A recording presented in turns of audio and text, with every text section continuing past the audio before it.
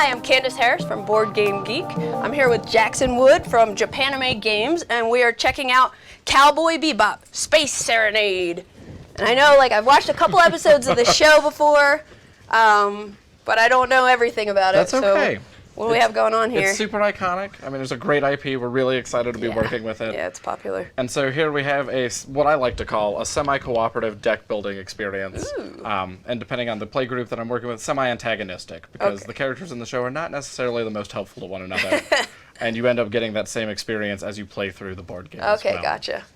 And so with that, where would you like me to start? Let's look at these player boards. So does each player get their own character? Yep, so each character plays one of the members of the Bebop between Spike Spiegel, Jet Black, Faye Valentine, or the Radical Edward. And when we're dealing with miniatures, everybody loves Ein, and so Ein is actually with Ed. We wanted, we didn't know if Ein would be a playable character or not, so it's one of those we'll put him with Ed. Yeah, how does a turn work? Yeah, so as with many deck builders, you're going to shuffle up your deck, you're going to have your number of cards in your hand, which in this case happens to be 5. Okay. Each of these player decks is exactly the same, except for those 4 colored cards. And there's special powers. Yeah. These cards are the same between each deck, but they are colored to those characters. Gotcha, And that has to do with cards that you can buy as you go through the game. Gotcha. But you'll play all of those cards out, and you can do all of the things you want with that. So, doing a just mock shuffle here, if I were to have all of these cards in my hand, I'd look at them, and you would get all of the things that are labeled on the card.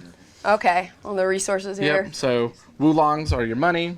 You have investigation, you have strength, which is going to also, these 2 stats here have to deal with taking down bounties, which is the core component to the game. Okay. And then you have fuel, which is the only resource that's actually tracked on a player board from turn to turn. These are really cool player boards. Yeah, we're really happy with the double insert on them. Yeah, and these are the bounties here? Yeah, so we have all of the planets that you're going to in the galaxy between Earth, Mars, and Ganymede. Nice. Ganymede technically not being a planet, but the places you go, and we have the Bebop. Yeah, okay. And so you spend fuel based on how difficult the bounty is to capture at the time. They all start out relatively easy, but as the game goes on and you flip other bounties over, they might become more difficult. And so you'll actually be moving characters from place to place. To different locations. And so tying that back into the player board, each character has their own special abilities that they get to use using fuel. Okay. And so everybody has 2, where Ed gets to investigate better than other characters, and can also pull cards out of their discard pile. Faye's all about the money. Being able to buy cards with fuel. Jet deals with wounds. Okay. So as you actually deal with fighting bounties, you take wounds, and we can talk about those in a moment. Okay, sure. And he can also fight bounties better without taking wounds. That's his big power. And draw an extra card? Draw an extra card and then discard it and draw a new one if you want. Or buy a card for a discount and put it on top of your deck for next turn. Nice. So they'll have that, but if you're in the same location as another character, you get to use the grayed out ability, so their basic ability. Oh, and so there's, again, the semi-co-op of okay, I should be there, I need to go over there to do this thing. Let's work together. I'll stay here for you to get the bonus too. Cool. Yeah, and so with this hand, if we were to have this hand as a thing, I would have some money, I would have some investigation, which we'll talk about. I'd have fuel and I'd have some fight. And then you have these basic cards, which everybody has, that we decided, especially with this, that The gray ones? The gray ones. Okay. A lot of deck builders have extra cards that you buy to help thin out your deck. Right. It's built into the base deck. Ah. So there's none of that as you're going to be going on. The cards will to thin them out. And you would get the money on the card as well. So you'd get your 1 Wulong, and you'd be able to use that money to get rid of it. To get rid of it. That's cool. That's cool. I haven't seen that before. Yeah, and so with that coupled as well, from the purchase row, it's a little hard to see there, but you can spend 2 fuel on your turn to wipe all those cards in case they're too expensive, or you don't want somebody else to have them, or you don't want them to get new ones. Okay, and how do you... Oh, the cost is in the top right. Okay. Yep. And so, as I typically go through a game, you have your money, cost is up there, and you can do anything in any order on your turn. So if you want to move and deal with a bounty first, you can. If you want to purchase cards first, it's all up to you. Okay. And part of that, the importance of that is, let's say you're making your decision for the turn, and it's a very Bebop thing that I'm about to explain. We're over here, we're doing a thing, and I go to fight Mao. And so I fight Mao.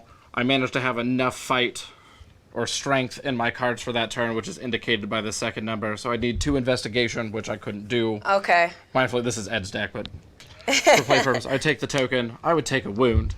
So we'd flip over whatever card it is.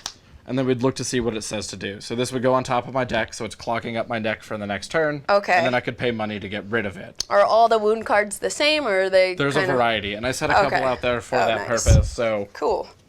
the one I just flipped over, it's going to go on top of your deck. There's cards that go into your discard pile like they would if you bought cards. Okay, And there's gotcha, some that cool. show up immediately. So the close call is just, it happens, it gets removed, nothing bad happened. Nice. That's not But there's a chance that I wanted to spend fuel for something, and there's some in there that just make you lose resources immediately. Gotcha. And so because I decided to do that first, I didn't do something else first. Now I can't do that other thing I really wanted to do, and I'm scraping by for fuel, and I can't get where I want. So how does the game end? Yeah, so as you're playing through the game, Vicious, who is the big bad, who is Spike's nemesis in the show, gets layered into one of the last 3 cards of the Big Shot deck. Okay. And so as we're gotcha. playing, like, if you would be getting tokens as well, as soon as a bounty is captured, Get the a new person Big who Shot. did it, we get points based on who contributed. So if I only put 1 in and you put 2, we would then get the appropriate amount of victory points, which Oh, is kind of that nice. semi-co-op aspect of. Yep. I swooped we're both, in. Yeah, we're both tackling this bounty together. Yeah. Okay, gotcha. I swooped in, I took it, and then you flip over one bounty at a time. You go, okay, they go to Ganymede. That person's still there, so this Okay. fuel track goes up. It's harder. If it fills up all the way, they're going to escape. You flip over another one. You see where they go. Again, it would be Fuel Ganymede. track jumps up. Yep. And so Okay. now we're on hard times because that bounty's getting close to escaping. There's no Right. one on Mars, and Earth is still there. And as soon Okay. as we tackled the bounty, we would go back to the Bebop, and it would sort of does a mini reset. Cool. And so as we're going through this deck, we'd go through, And eventually always find rediscard, Vicious. and then Vicious would show up somewhere in one of the last 3 cards. Okay. And so Vicious shows up. Based on the number of players there are, you put a number of resistance tokens, which are how you handle the bounties. Okay, yep. And then you build a movement deck out of all of the cards that were discarded or escaped.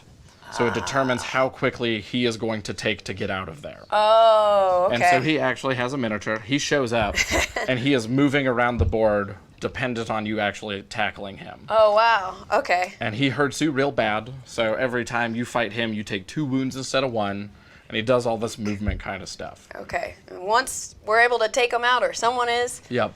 that triggers the game is end of up. the game? Yep. Okay. This is the end game condition that happens, and that's part of why I call it semi-cooperative as well, because We're there all is... tackling this boss monster together. Exactly, Or and there's a master. big winner. So similar to other games like Marvel Legendary or otherwise, if we beat Vicious, we all win. Yeah. Like, we beat the game, it's a good victory. Yeah, But and then we somebody see who has the most points. Somebody has the most points. Okay. But if Vicious escapes, we all Cool. lose, and it's a bad time for us. How many players? Is it up to 4 Yep, players? it's 1 to 4 players, 1 so to it 4 actually players. has a So solo there's variant cool. as well. That's always awesome. Yeah. And is this available? It is, as of yesterday, actually. Ooh. So we did a pre-release showing of it at PAX a couple of weeks ago, PAX East, and then its official street date was yesterday, March 11th. Cool. Congrats. Yeah.